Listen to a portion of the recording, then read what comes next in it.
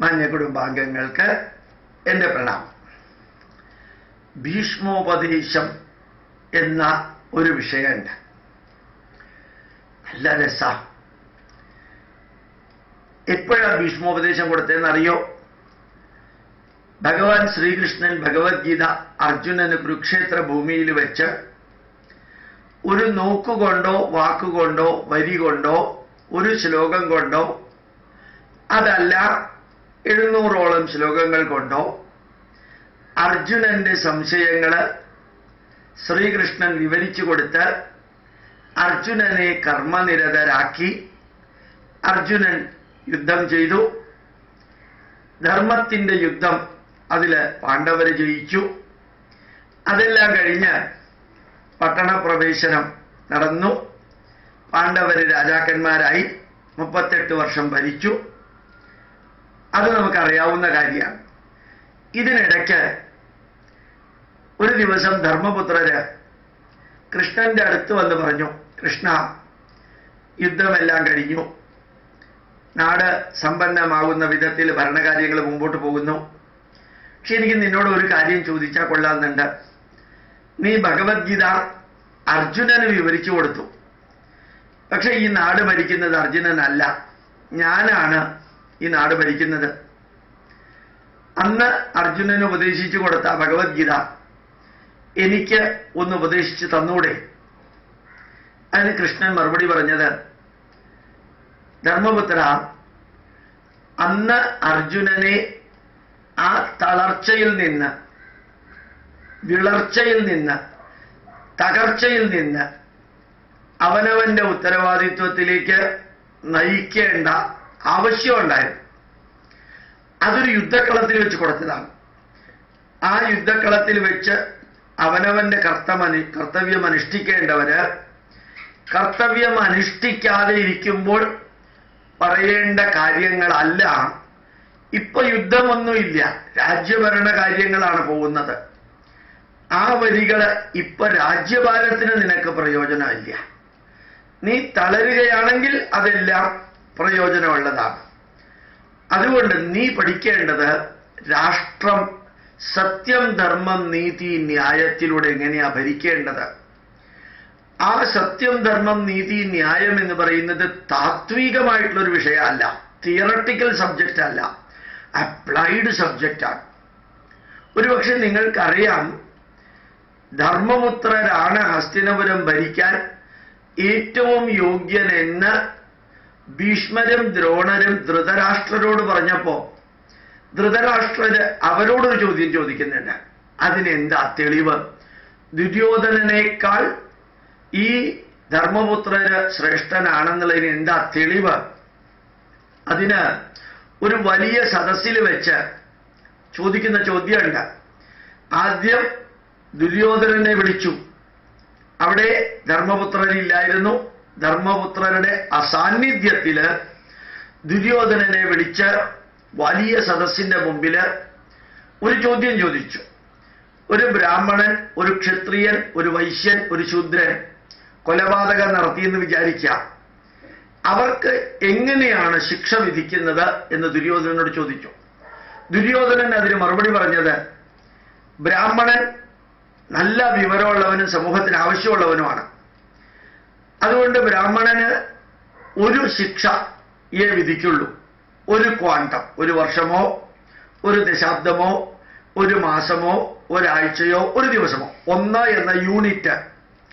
ക്ഷത്രിയൻ നാട് സംരക്ഷണത്തിന് ആവശ്യമാണെങ്കിലും അവൻ തെറ്റ് ചെയ്താല് അവന് 2 യൂണിറ്റ് ശിക്ഷ. ബ്രാഹ്മണന് കൊടുക്കുന്നതിനേക്കാൾ ഇരട്ടി ശിക്ഷ ക്ഷത്രിയന് കൊടുക്കണം. വൈശ്യൻ 3 ഇരട്ടി ശിക്ഷ കൊടുക്കണം. ശൂദ്രനാണ് കൊലപാതകം നടത്തിയത്, തെറ്റ് ചെയ്തതെങ്കിൽ 4 ഇരട്ടി ശിക്ഷ കൊടുക്കണം എന്ന് ദുര്യോധനൻ പറഞ്ഞു. എല്ലാവരും കൈയടിച്ചു. അത് കഴിഞ്ഞിട്ട് അവർ പിരിയുകയും ചെയ്തു. അത് കഴിഞ്ഞിട്ട് ധർമ്മപുത്രരെ വിളിച്ചു. ധർമ്മപുത്ര, ബ്രാഹ്മണ, ക്ഷത്രിയ, വൈശ്യ, ശൂദ്രന്മാര് യഥാക്രമം ഓരോ കൊലപാതകം ചെയ്തു അല്ലെങ്കിൽ ക്രിമിനൽ തെറ്റ് ചെയ്തു എങ്കിൽ അവർക്ക് എങ്ങനെയാ ശിക്ഷ കൊടുക്കാം? 1 സെക്കൻഡ് പോലും വൈകാതെ ധർമ്മപുത്രന് മറുപടി പറഞ്ഞു, നല്ല അറിവും നല്ല ബുദ്ധിയും നല്ല ധർമ്മബോധവും നല്ല രീതിയിൽ ധാർമ്മിക മൂല്യങ്ങൾ ജീവിതത്തിൽ പകർത്തേണ്ടത് എങ്ങനെയാണെന്ന് അറിയാവുന്നവരെയാണ് ബ്രാഹ്മണർ എന്ന് പറയുന്നത്. ആ ബ്രാഹ്മണർ തെറ്റ് ചെയ്താൽ ഏറ്റവും കഠിനമായ ശിക്ഷയാണ് അവർക്ക് കൊടുക്കേണ്ടത്. ഏറ്റവും കഠിനമായ ശിക്ഷയാണ് അവർക്ക് കൊടുക്കേണ്ടത്. അതിനേക്കാൾ അവർക്ക് 4 ശിക്ഷ കൊടുക്കുകയാണെങ്കിൽ, ക്ഷത്രിയൻ കുറേയൊക്കെ ധർമ്മവും ശാസ്ത്രവും പഠിച്ചവനാണ്, അവന് 3 ശിക്ഷ കൊടുക്കണം. വൈശ്യന് 2, ശൂദ്രൻ സ്വാഭാവികമായിട്ടും അത്രയും വിദ്യാഭ്യാസമോ അത്രയും പരിചയ സമ്പന്നതയോ ഇല്ലാത്ത ഒരു സാധാരണ വ്യക്തിയായ സ്ഥിതിക്ക് ഏറ്റവും കുറവ് ശിക്ഷ കൊടുക്കേണ്ടത് ശൂദ്രനാണ് എന്ന് വസ്തുതാപരമായിട്ട് ധർമ്മപുത്രന് വിവരിക്കുകയും ചെയ്തു. അപ്പൊ ധൃതരാഷ്ട്രർക്ക് മനസ്സിലായി തന്റെ മകനേക്കാൾ ധർമ്മപുത്രരാണ് ശ്രേഷ്ഠൻ എന്ന്. ആ പുത്രരാണ് കൃഷ്ണന്റെ അടുത്ത് തനിക്ക് ഭഗവത്ഗീത പോലെ ഉപദേശം തരണമെന്ന് പറഞ്ഞത്. അപ്പൊ കൃഷ്ണൻ ഫൈനലായിട്ട് മറുപടി പറഞ്ഞത്, ഇപ്പൊ നീ പഠിക്കേണ്ടത് രാജ്യം ഭരിക്കേണ്ടത് എങ്ങനെയാണെന്നുള്ളതിനെ കുറിച്ചാണ്. ആ രാജ്യഭാരത്തിന്റെ പൂർണ്ണമായിട്ടുള്ള അറിവ് അറിയാവുന്ന ഒരു വ്യക്തിയുണ്ട്, ഭീഷ്മരൻ. ആ ഭീഷ്മര് ശരശയ്യയിൽ കിടക്കാൻ.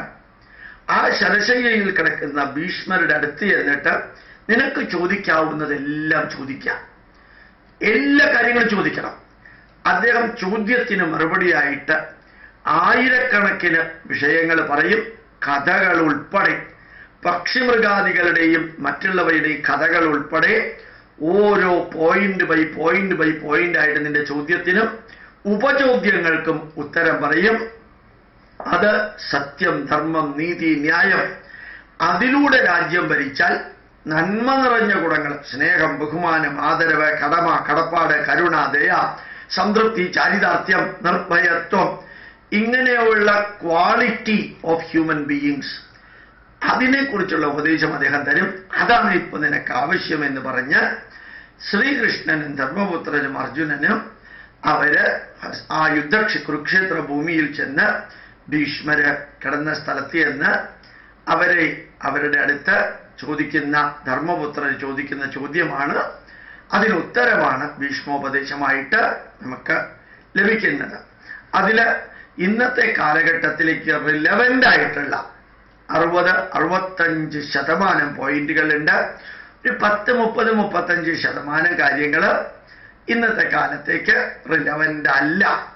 കാരണം അന്നത്തെ കാലത്തെ ധാരണകളും അതിനകത്തുള്ളത് കൊണ്ട് ഭീഷ്മോപദേശം എന്ന് പറയുന്നത് അസാധാരണമാം വിധത്തില് മനസ്സ്, ശരീരം, കുടുംബം, സംസ്കാരം, സമൂഹം, രാഷ്ട്രം, മാനവരാശി, സർവചരാചരങ്ങള്, ദേശവിദേശ കാര്യങ്ങള്, അതിൽ സാമ്പത്തികമായിട്ടുള്ള കാര്യങ്ങൾ, മനഃശാസ്ത്രപരമായ കാര്യങ്ങൾ, നരവംശപരമായിട്ടുള്ള കാരണങ്ങൾ, എക്കണോമിക്കലായിട്ടുള്ള കാര്യങ്ങൾ, ഇങ്ങനെ സമഗ്രമായ അറിവുകൾ ആ ഭീഷ്മോപദേശത്തിനകത്ത് പ്രായോഗികമായിട്ട് നമുക്ക് ഉപയോഗിക്കാവുന്ന വിധത്തിൽ നൽകിയിട്ടുണ്ട്.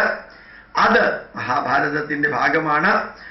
ഈ ജോൺ എന്ന് പറയുന്ന ഒരു വ്യക്തിയുണ്ട്, നമ്മുടെ യൂട്യൂബ് നിരന്തരം കാണുന്ന വ്യക്തിയാണ്.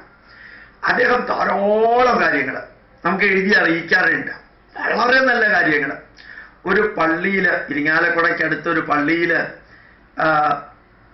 പള്ളിയിലെ ഇടവകാംഗം ഒരു ഹിന്ദുവിനെ വിവാഹം കഴിച്ചതിന് എതിരെ ആ പള്ളിക്കാര് കാട്ടിക്കൂട്ടിയ കോപ്രായത്തരങ്ങൾ മുഴുവനും ഈ ജോൺ എന്ന് പറയുന്ന വ്യക്തി യൂട്യൂബിലൂടെ നമ്മളെ അറിയിക്കേണ്ടായി, ഇമെയിൽ വഴിക്കും അറിയിക്കേണ്ടായി. അദ്ദേഹം ഇന്നലെ എനിക്കൊരു ഇമെയിൽ അയച്ചു, വളരെ നല്ലൊരു ഇമെയിലാണ്. ഈ DC ബുക്സ് ഗംഭീരമായ രീതിയിൽ മഹാഭാരതം ഗദ്യം, പദ്യം, കുഞ്ഞിക്കുട്ടൻ തമ്പുരാന്റെ ഭാഷ്യം 729 ദിവസം കൊണ്ട് കുഞ്ഞിക്കുട്ടൻ തമ്പുരാൻ എഴുതിയത് അവൈലബിൾ ആണ്. വായിക്കാൻ വലിയ ബുദ്ധിമുട്ടാണ്, വായിച്ചാൽ മനസ്സിലാക്കാനും ബുദ്ധിമുട്ടാണ്. പക്ഷെ DC ബുക്സ് ഗദ്യരൂപത്തില് മഹാഭാരതം 1,25,000 ശ്ലോകത്തിന് തുല്യമായിട്ടുള്ളത് കൊണ്ടുവരുന്നുണ്ടെന്ന് ജോൺ അറിയിക്കുകയുണ്ടായി. അതിന് പ്രീ പബ്ലിക്കേഷൻ രജിസ്റ്റർ ചെയ്യുകയാണെങ്കിൽ തപാല് ഫ്രീ ആണെന്ന് പറയുകയുണ്ടായി, കൊറിയർ ചാർജ് ഫ്രീ ആണ്. ഈ കൊറിയർ ചാർജ് ഫ്രീ ആണെന്ന് പറയുന്നത് വലിയൊരു കാര്യമാണ്. എന്താ അറിയോ, 1,25,000 ശ്ലോകങ്ങളെ ഗദ്യമാക്കിയാൽ എത്ര വോളിയാ പുസ്തകം ഉണ്ടാവുക? അതിന് കൊറിയർ ചാർജ് എത്രയാ വരിക? പുസ്തകത്തിന്റെ എത്ര തന്നെ വരും. അതുകൊണ്ട് ആ അദ്ദേഹത്തിൻ്റെ ഉപദേശം ഞാൻ നിങ്ങളോട് പറയുന്നു, നിങ്ങൾ മഹാഭാരതം ബുക്ക് ചെയ്യണം. എന്നിട്ട് പറ്റുന്ന സമയത്ത് പറ്റുന്നത് വായിച്ച് 21ാം നൂറ്റാണ്ടില് അനുയോജ്യമാം വിധത്തിൽ അതിനെ ഇന്റർപ്രറ്റ് ചെയ്യണം. മഹാഭാരതം നടന്നതും പറഞ്ഞു കൊടുത്തതും 5150 വർഷങ്ങൾക്ക് മുമ്പാണ്, അല്ലെങ്കിൽ 5000 വർഷങ്ങൾക്ക് മുമ്പാണെന്ന് വിചാരിക്കാം, അല്ലെങ്കിൽ 4000 വർഷങ്ങൾക്ക് മുമ്പാണെന്ന് വിചാരിക്കാം. അതുമില്ല 3000 എങ്കിൽ 3000 വർഷങ്ങൾക്ക് മുമ്പാണെന്ന് വിചാരിക്കാം. അന്നത്തെ കാലഘട്ടത്തിലെ എല്ലാ സന്ദേശങ്ങളും ഇന്നത്തെ കാലഘട്ടത്തിലേക്ക് അഡാപ്റ്റബിളും ആവില്ല. അപ്പോൾ അഡീഷനും ഡിലീഷനും മോഡിഫിക്കേഷനും കറക്ഷനും വരുത്തിയിട്ട് നമ്മൾ മഹാഭാരതം പഠിക്കണം. എന്ത് നിങ്ങൾ പഠിച്ചോ അത് മറ്റുള്ളവരെ പഠിപ്പിക്കണം. എന്ത് നിങ്ങൾ പഠിച്ചോ അത് പ്രചരിപ്പിക്കണം. എന്ത് നിങ്ങൾ പഠിച്ചോ അതിനായിട്ട് പ്രവർത്തിക്കണം, പ്രതികരിക്കണം. ഇനി നമ്മളുടെ നാടിനെയും സംസ്കാരത്തെയും തനി പുകാസ പോലെയുള്ള പുരോഗമന കലാ സാഹിത്യ വേദിയിലെ കുറെ മന്ദബുദ്ധികൾക്കോ അല്ലെങ്കിൽ കുറെ ഇടതുപക്ഷ ബുദ്ധിജീവികൾ എന്ന് പറയുന്ന കുറെ നാടക നടന്മാർക്കോ ചവിട്ട് നാടകം നടത്തിയിട്ട് തോന്നിയ മാതിരി ബിഷപ്പിന്റെയും മെത്രാന്റെയും അടുത്തേക്ക് പോവുകയും ജോൺ ബ്രിട്ടാസിനെ പോലെ മാതാ മൃദാനന്ദമയ്യെയും സായിബാബയെയും അവഹേളിക്കുകയും ചെയ്യുന്ന കുറെ വന്യമൃഗങ്ങളുടെ കയ്യിൽ നമ്മുടെ സംസ്കാരത്തെ കൊടുക്കരുത്. ഈ DC ബുക്സ് പബ്ലിഷ് ചെയ്ത പോലെയുള്ള നല്ല പുസ്തകങ്ങൾ 100% പെർഫെക്ഷൻ ഉണ്ടായി എന്ന് വരില്ല. 100% പെർഫെക്ഷൻ എവിടെയാ ഉള്ളത്? സയൻസിൽ പോലും ഇല്ല. there cannot be 100% efficient machine എന്നാണ് ശരിക്കും 4th law of thermodynamics പറയുന്നത്. 100% എഫിഷ്യന്റ് ആയിട്ടുള്ള ഒരു മെഷീൻ ഉണ്ടാക്കാൻ സാധിക്കില്ല.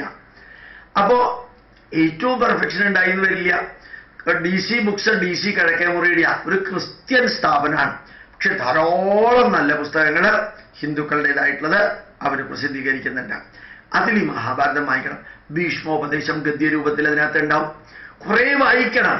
ഇന്നത്തെ കാലഘട്ടത്തിലേക്ക് നല്ലതാണെന്ന് തോന്നുന്നത് എടുക്കുക, അല്ലാത്തത് നിരാകരിച്ചുകൊണ്ട് മുമ്പോട്ട് പോകാൻ സാധിക്കട്ടെ. പ്രണാമം, നമസ്കാരം.